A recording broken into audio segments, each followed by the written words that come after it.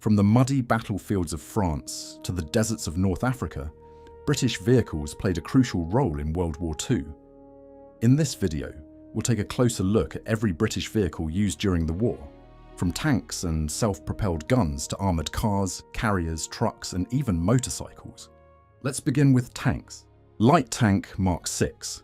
This tank was the backbone of the British Army early on, but sadly, it was completely outmatched by German armour in France in 1940.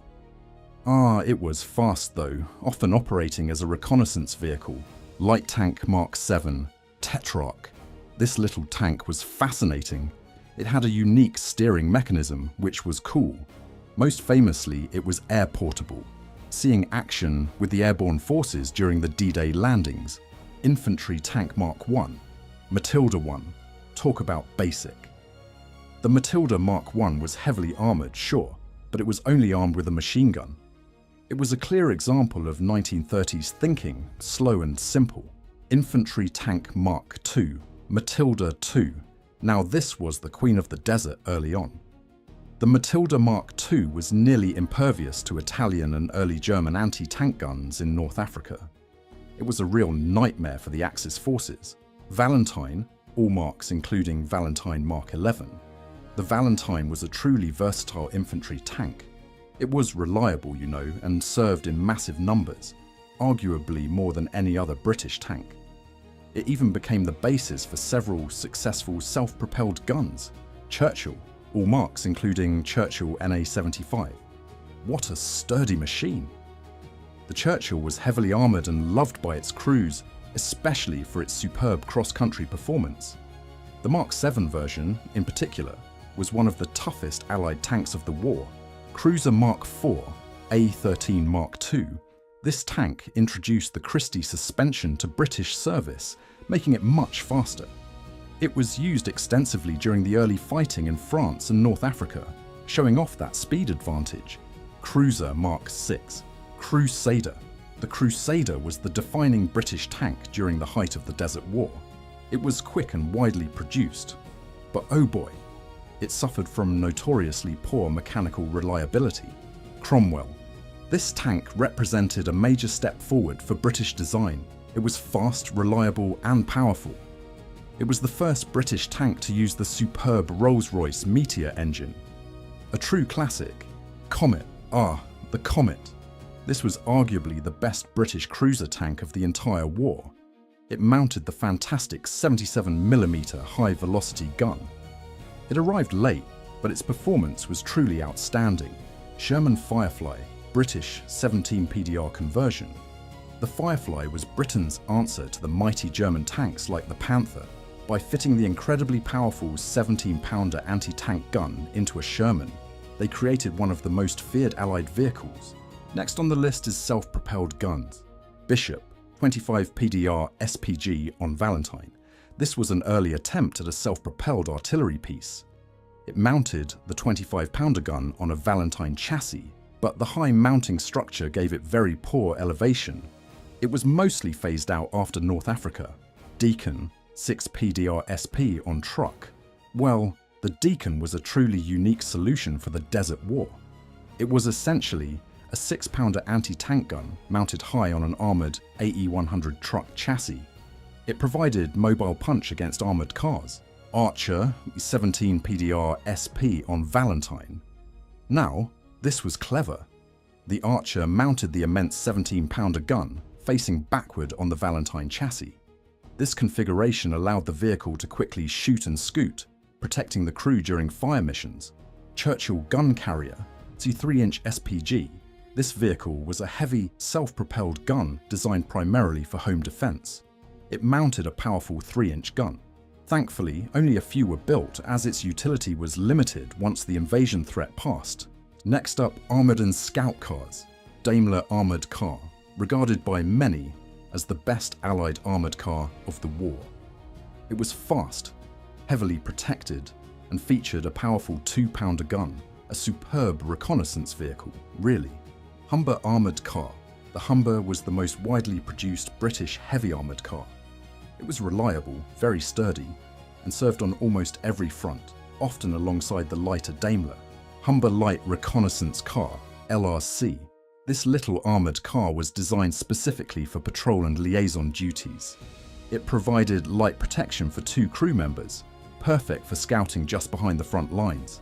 AEC armoured car, the AE-100 armoured car, looked almost like a tank, didn't it? It was based on an AE-100 Matador truck chassis, and later models even mounted a 75mm gun, giving it some serious battlefield capability. Standard Beaverette. Here is an example of desperation. The Beaverette was an emergency armoured vehicle built on a standard civilian car chassis in 1940. It was intended purely for home defence during the invasion scare. Daimler Scout Car Dingo. The Dingo was an utterly essential, compact, wheeled reconnaissance vehicle. It was incredibly agile, and its 4-wheel steering made it almost impossible to stop in tight spots. Humber Scout Car, essentially an enlarged version of the famous Dingo.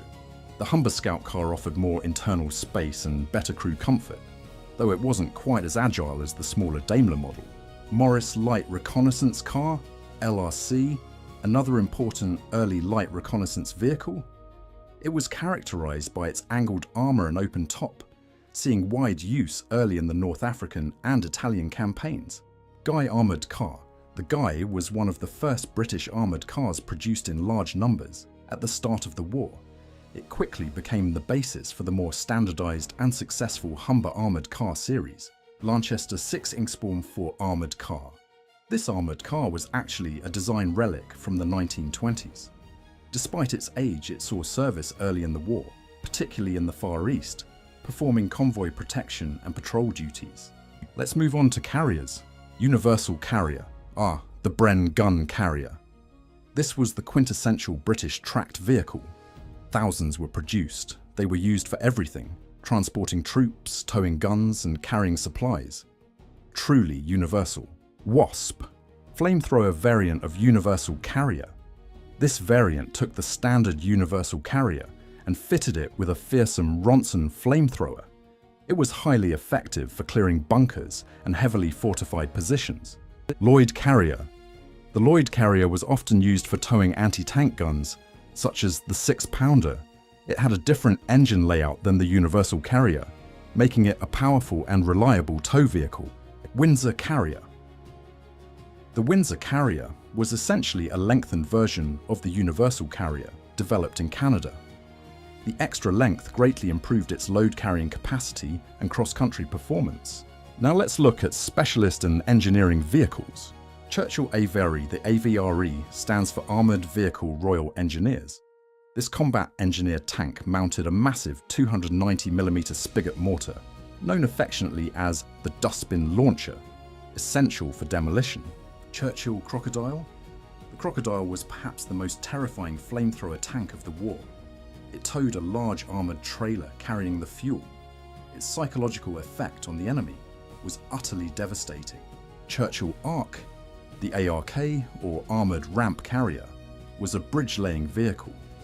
It drove into gaps or over obstacles, allowing other tanks to simply drive across its body. Very specialised and crucial. Churchill Bobbin Carpet Layer, what an odd name.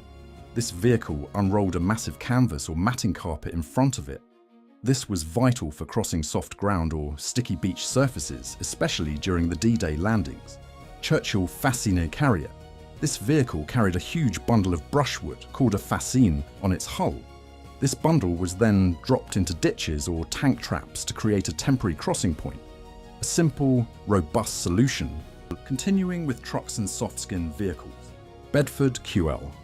The Bedford Q50 series was perhaps the most recognisable British four-wheel drive truck. It was the absolute workhorse for the British Army, used for troop transport, artillery towing, and mobile workshops. Bedford MW. This was the standard, smaller 1500 weight truck.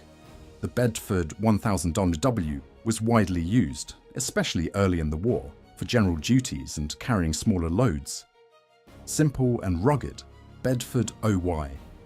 The Bedford OY was a standard 3-ton load capacity truck. It formed the majority of the British Army's supply line motor transport throughout the war, a true logistics backbone. Austin K2Y ambulance, the iconic British military ambulance. Known affectionately as the K2, this vehicle saved countless lives. Its distinctive appearance made it instantly recognizable on the battlefield. Austin Tilly, the Tilly was a light utility car based on a civilian saloon. They were mainly used for running messages and light duties on airfields and home stations. Very common, very useful.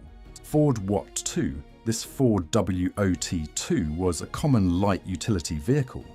It was a very popular 1,500 weight truck built in massive numbers under the War Office Truck program. Ford WOT 6. The Ford WOT6 was a reliable 3-ton capacity 6-wheel drive truck. This robust design ensured supplies could get through, even over rough European terrain. Morris C8 Quad. The Quad was the famous tractor for the 25-pounder gun howitzer. Its 4-wheel drive and compact shape made it perfect for towing heavy artillery pieces across challenging ground. AEC Matador. This was a truly powerful medium artillery tractor. The AE100 Matador was essential for towing the heaviest field guns, such as the 5.5-inch howitzer, and was incredibly reliable. Scammell Pioneer, wow, what a recovery vehicle. The Scammell Pioneer was a massive 6-wheel drive heavy recovery truck. It was indispensable for recovering bogged down or damaged tanks from the battlefield. Austin K5. The Austin K5 was a robust 3-ton 4-wheel drive truck. It was widely used for general cargo duties in all theatres of the war, complementing the output of other truck manufacturers. Finishing off with motorcycles. BSA M20. The BSA 1000-20 was the most numerous British military motorcycle of the war. It was famously rugged, if a little slow, and was absolutely essential for dispatch riders and police duties. Norton 16H. This classic motorcycle served alongside the BSA. The Norton 16H was the original British workhorse bike, providing reliable service for scouting and liaison from 1937 right through to 1945. Matchless G3450. The Matchless G350 introduced crucial telescopic front forks, a real innovation at the time. This gave it superior handling compared to the older bikes, making it very popular with its riders. Royal Enfield WD-RRE Flying Flea. This tiny motorcycle was specially designed to be dropped by parachute. The Flying Flea was used extensively by airborne troops for crucial quick transport after landing. Excelsior Wellbike, another specialized airborne marvel.